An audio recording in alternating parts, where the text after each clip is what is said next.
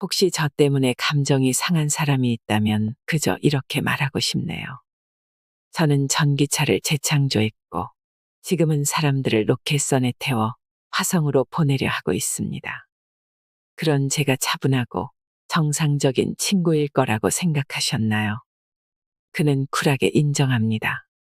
자신이 정상적인 사람은 아니라는 걸 말이죠. 그리고 사람들은 그를 두고 말합니다. 미래는 꿈꾸는 것이 아니라 만드는 것이다. 일론 머스크가 상상하면 모두 현실이 된다. 여러분은 일론 머스크에 대해서 얼마나 알고 계신가요? 일론 머스크는 천재라고도 불리고 몽상가라고도 불립니다. 혹은 영웅으로도 불리고 사기꾼이라고도 불리지요. 한 사람이 이렇게 극과 극의 별명으로 불리는 경우가 또 있을까 싶을 정도로 일론 머스크를 향한 대중과 언론의 평가는 극단적으로 갈립니다. 수많은 논란 속에서도 1%의 가능성에 모든 것을 걸며 인류의 미래를 바꾸는 이 시대 최고의 혁신가로 꼽히는 일론 머스크의 모든 것을 담은 전기가 출간되었습니다. 스티브 잡스의 유일한 공식 전기를 쓴 저자 윌터 아이작슨이 집필했는데요. 이 공식 전기의 집필을 위해 일론 머스크를 2년간 그림자처럼 따라다니고 주변인들을 인터뷰하며 다양한 측면으로 그를 분석한 아이작스는 과연 그가 괴팍하지 않았다면 우리를 전기차의 미래로 그리고 화성으로 인도하는 사람이 될 수 있었을까라며 우리들에게 질문합니다. 760페이지에 달하는 내용 중 일론 머스크가 꿈꾸고 있는 미래, 현재 진행형인 사업에 관한 내용을 들려드리겠습니다. 평소 테슬라에 관심이 있으신 분들에게는 더욱 도움이 되실 거라 생각합니다. 자동차를 위한 AI. 챗GPT와 비슷한데 자동차를 위한 것입니다. 다발 슈로프가 머스크에게 말했다. 그는 머스크가 2015년 샘 올트먼과 공동 설립한 연구소인 오픈 AI에서 막 출시한 인공지능 챗봇과 테슬라의 프로젝트를 비교하고 있었다. 거의 10년 동안 머스크는 자율주행 자동차와 옵티머스 로봇 등 다양한 형태의 인공지능을 연구해왔다. 슈로프의 프로젝트는 머신러닝의 최신 영역과 관련된 것으로 사람의 행동 방식을 학습하는 자율주행 자동차 시스템을 고안하는 것이었다. 지금 하고 있는 일을 계속하는 것이 매우 중요하다고 생각합니다. 슈로프가 말했다. 머스크는 그 말에 동의했다. 테슬라가 단순한 자동차 회사도 아닐 것이고 단순한 청정에너지 회사도 아닐 것이라는 사실을 깨달았다. 테슬라는 완전 자율주행과 옵티머스 로봇, 머신러닝 슈퍼컴퓨터 도조를 갖추고 챗봇의 가상세계에서뿐만 아니라 공장과 도로의 현실 세계에서도 영향력을 발휘하는 인공지능 회사가 될 터였다. 그는 이미 오픈 AI와 경쟁할 수 있는 AI 전문가 그룹을 고용하는 것에 대해 생각하고 있었다. 수년 동안 테슬라의 오토파일럿 시스템은 규칙 기반의 접근 방식에 의존했다. 그것은 차량의 카메라에서 시각적인 데이터를 가져와 차선 표시와 보행자, 차량, 교통신호 등 8개의 카메라가 포착하는 범위 내에 있는 모든 대상을 식별했다. 그런 다음 소프트웨어는 다음과 같은 일련의 규칙을 적용했다. 신호등이 적색일 때는 정지한다. 녹색일 때는 주행한다. 양쪽 차선 표시의 중앙에 위치한다. 이중 노란색 차선의 반대편으로 넘어가지 않는다. 충돌할 만큼 빠르게 오는 차량이 없을 때만 교차로를 통과한다. 테슬라의 엔지니어들은 이러한 규칙을 복잡한 상황에 적용하기 위해 수십만 줄의 C++ 코드를 수작업으로 작성하고 업데이트했다. 슈로프가 작업하던 신경망 플래너 프로젝트에는 새로운 레이어가 추가되었다. 규칙에만 의존해 자동차의 적절한 경로를 결정하는 것이 아니라 인간이 보여준 수백만 건의 사례를 학습하는 신경망에 의존해서 적절한 경로를 결정하는 겁니다. 슈로프의 설명이다. 다시 말해 인간을 모방한다는 것이다. 이 신경망은 특정한 상황에 직면하면 수천 개의 유사한 상황에서 인간이 수행한 작업을 기반으로 경로를 선택한다. 그것은 인간이 말하기, 운전하기, 체스 두기, 스파게티 먹기 등 거의 모든 것을 배우는 방식과 유사하다. 슈로프는 신경망 플래너가 규칙 기반의 접근 방식보다 더 효과적인 사례를 머스크에게 보여주었다. 슈로프가 준비한 데모 영상에는 쓰레기통과 쓰러진 트래픽콘, 이런저런 파편 등으로 뒤덮인 도로가 등장했다. 신경망 플래너의 안내를 받은 자동차는 그런 장애물을 피해 차선을 넘고 필요한 경우 몇 가지 규칙까지 어기며 주행했다. 이것이 바로 규칙 기반에서 네트워크 경로 기반으로 전환하는 경우 일어나는 상황입니다. 슈로프가 그에게 말했다. 이 기능을 작동하면 체계가 없는 환경에서도 차가 충돌하는 일은 절대 일어나지 않습니다. 머스크를 흥분시키는 것은 바로 이러한 유형의 미래로 도약하는 것이었다. 제임스 본드 영화 스타일의 시연까지 가보도록 해요. 머스크가 말했다. 사방에서 폭탄이 터지고 하늘에서 UFO가 떨어지는데 자동차가 그 어느 것에도 부딪히지 않고 속도를 내는 장면을 연출해야 해요. 머신러닝 시스템에는 일반적으로 스스로 학습할 때 지침이 되는 목표 또는 지표가 필요하다. 어떤 지표를 가장 중요하게 여겨야 하는지 결정하고 관리하는 것을 좋아하는 머스크는 그들이 지침으로 삼아야 할 이정표를 제시했다. 바로 테슬라 완전 자율주행 기능을 갖춘 차량이 사람의 개입 없이 주행할 수 있는 거리라는 지표였다. 앞으로 회의 때마다 사람이 개입할 때까지 주행한 평균 거리에 대한 최신 데이터를 첫 번째 슬라이드로 보기로 합시다. 그가 선언했다. 차선을 변경하거나 복잡한 교차로에서 회전하는 동안 운전자가 핸들을 잡는 것과 같은 반복적인 유형의 개입이 발견될 때마다 그들은 규칙과 신경망 플래너를 모두 사용하여 수정을 가했다. 직원들은 작업 공간 한쪽에 징을 설치하고 개입을 유발하는 문제를 성공적으로 해결할 때마다 징을 울렸다. 2023년 4월 중순 머스크가 이 새로운 신경망 네트워크 플래너를 시험해 볼 때가 되었다. 슈로프와 그의 두 팀원은 그들의 완전 자율주행 소프트웨어가 고객 차량의 카메라에서 수집한 수백만 개의 비디오 클립을 통해 어떻게 학습되었는지 자세히 설명했다. 그들의 작업 결과 사람이 코딩한 수천 개의 규칙에 기초한 기존 소프트웨어 스택보다 훨씬 간단한 소프트웨어 스택이 탄생했다.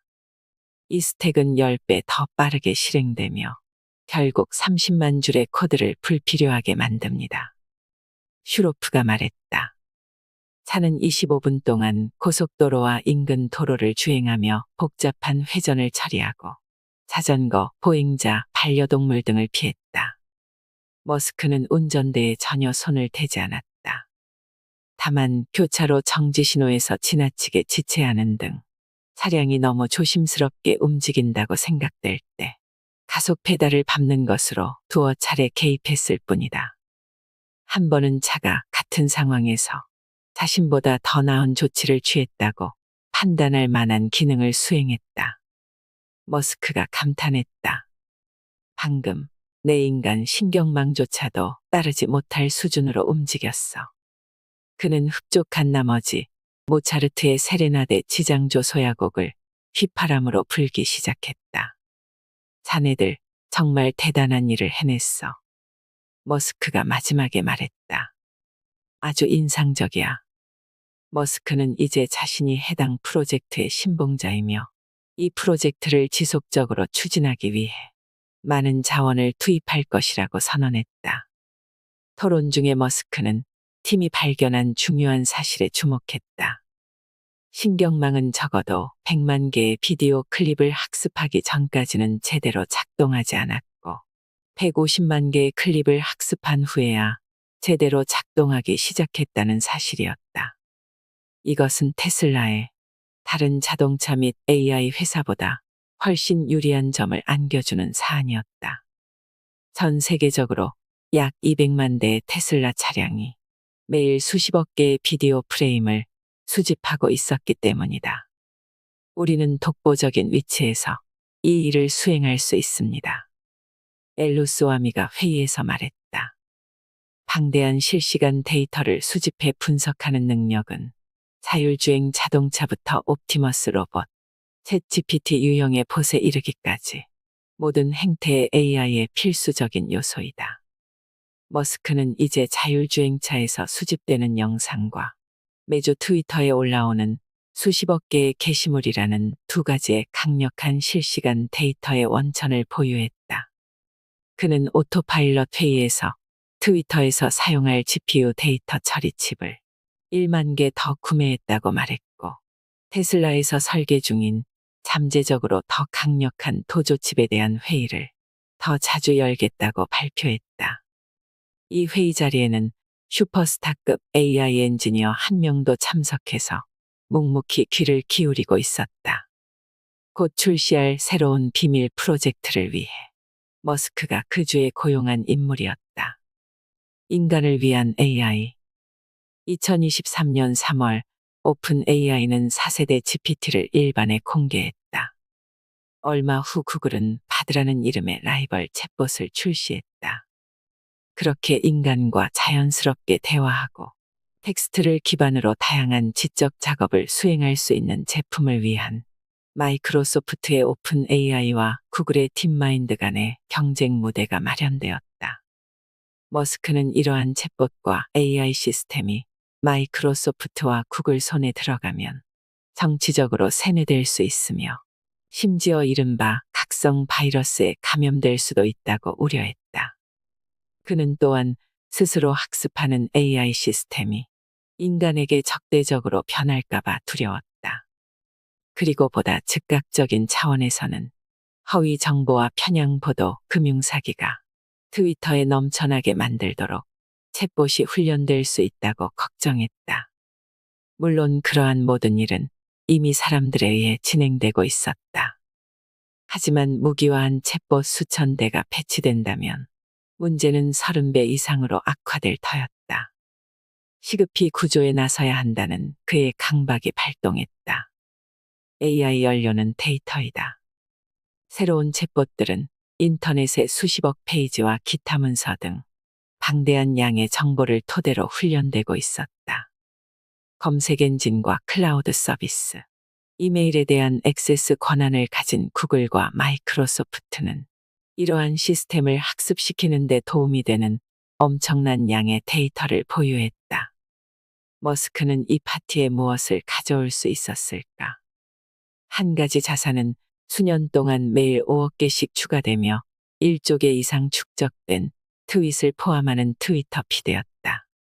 트위터 피드는 실제 사람들의 대화나 뉴스, 관심사, 트렌드 등에 대한 세계에서 가장 시의적절한 데이터 세트였다. 또한 실제 사람들이 챗봇의 응답에 어떻게 반응하는지 테스트할 수 있는 챗봇의 훌륭한 훈련장이기도 했다.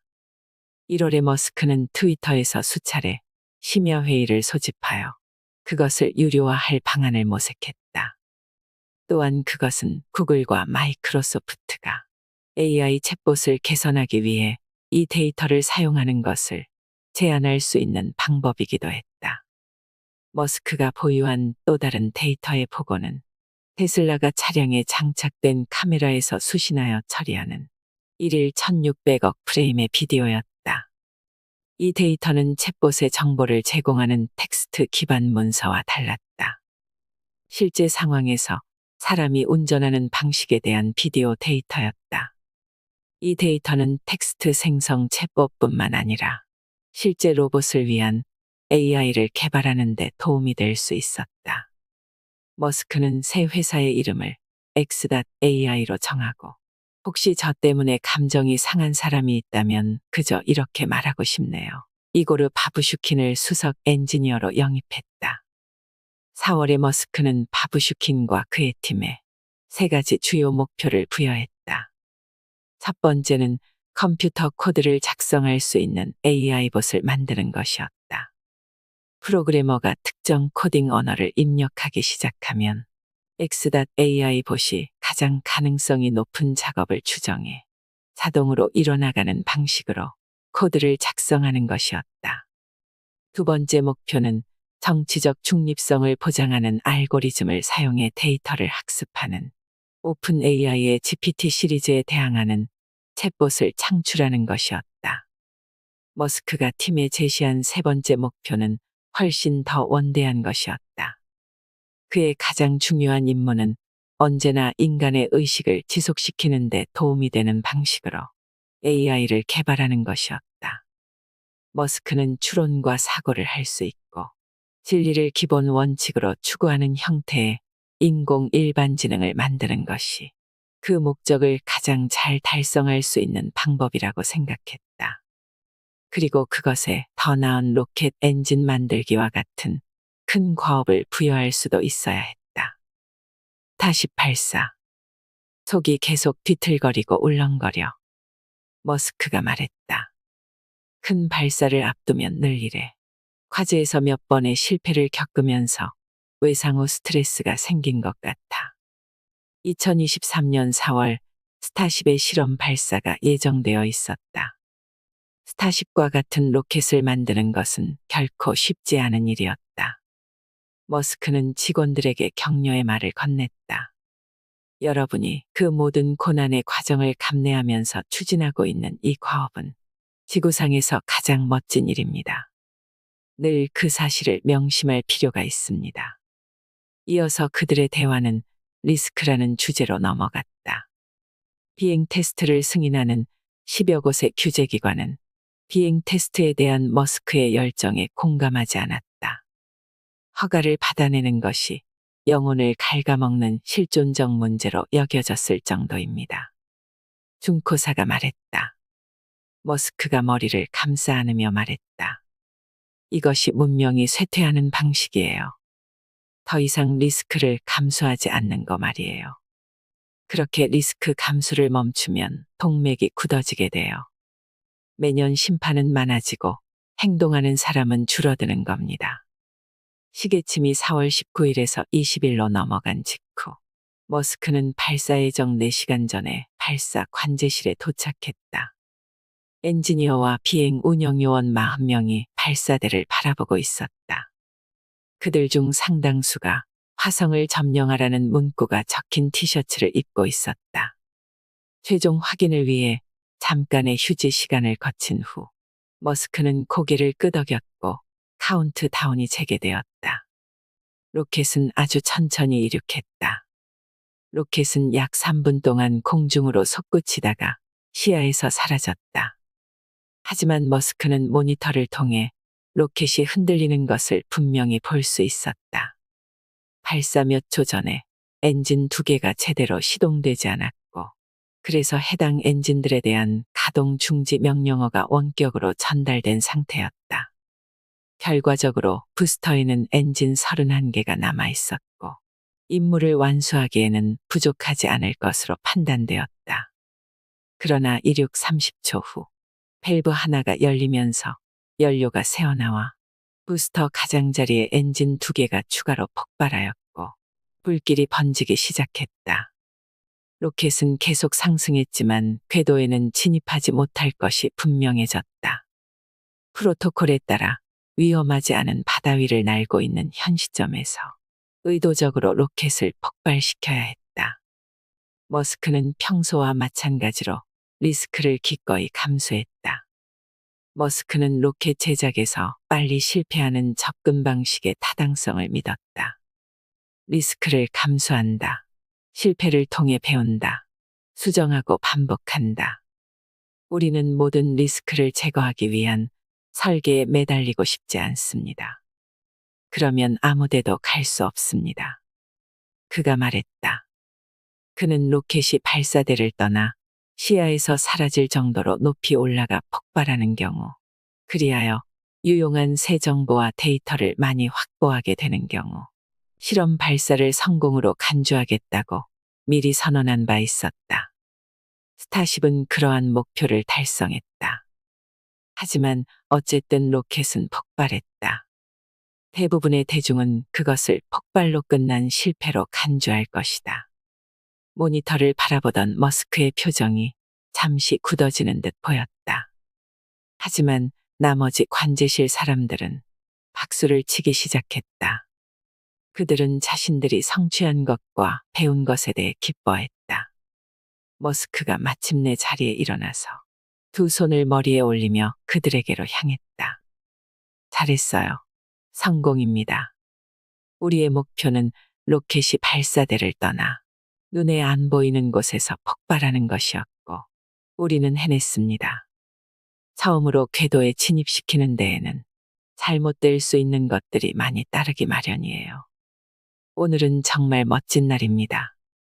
머스크로 하여금 장대한 위협에 도전하게 만드는 핵심적인 것은 무엇인가? 그의 대담성과 자만심이다. 그렇다면 그런 대담성과 자만심은 그의 나쁜 행동 방식과 냉담함, 무모함에 대한 변명이 될 수 있을까? 물론 대답은 아니오이다. 셰익스피어가 말했듯이 모든 영웅은 결점을 가지고 있다. 어떤 결점은 비극을 낳고 어떤 결점은 극복된다. 우리가 악당으로 보는 인물도 복잡할 수 있다. 셰익스피어는 가장 훌륭한 사람조차도 결점으로 주조된다라고 썼다. 하지만 과연 절제된 머스크가 구속되지 않은 머스크만큼 많은 것을 성취할 수 있을까? 여과되지 않고 얽매이지 않는 것이 머스크라는 인물의 본질에 필요 불가결한 요소는 아닐까? 안정적이든 혼란스럽든 그의 모든 측면에 복합적으로 작용해 로켓을 궤도에 올릴 수 있고 전기자동차로의 전환을 이룰 수 있는 것은 아닐까? 때때로 위대한 혁신가들은 배변 훈련을 거부하고 리스크를 자청하는 어른아이일 수 있다. 무모하고 사람을 당황하게 만들고 때로는 해를 끼칠 수도 있다. 그리고 미치광이일 수도 있다.